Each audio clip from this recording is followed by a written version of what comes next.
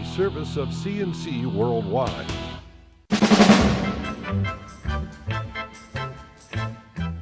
CNC Podcasts are a service of CNC News brought to you by the Greece Chamber of Commerce, providing more than 800 member companies with business solutions since 1984. Well, the groundhog predicted 6 more weeks of winter on Sunday, and now all of upstate New York from Syracuse west is under a winter storm warning from the National Weather Service. This is from 10 o'clock Tuesday night through 10 p.m. Wednesday.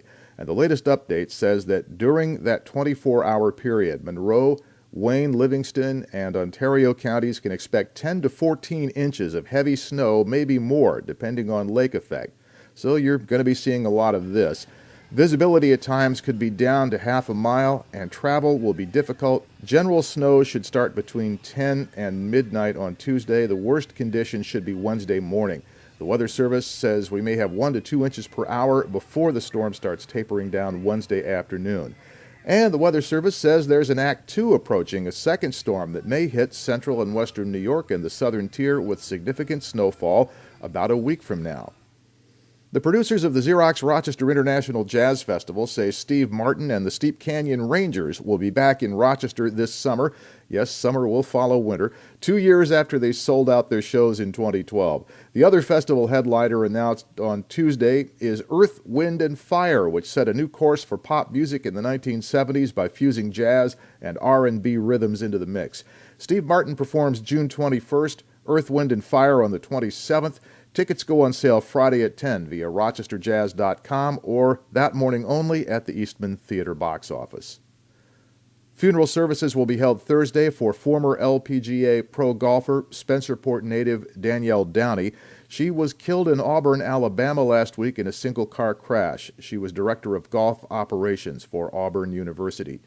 A report from the Alabama Department of Public Safety released Monday says Downey had been drinking before the crash. She passed another car at high speed before losing control and smacking into a tree. She was ejected from her car when it rolled and was pronounced dead on arrival at an area hospital.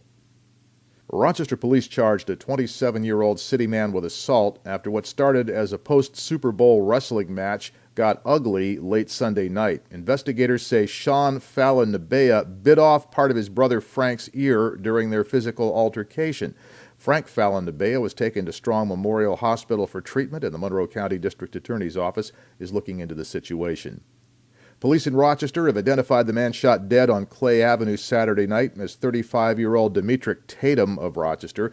His body was found in the 50 block between Lake and Dewey Avenues after neighbors reported hearing gunshots and seeing a black SUV go tearing out of the neighborhood.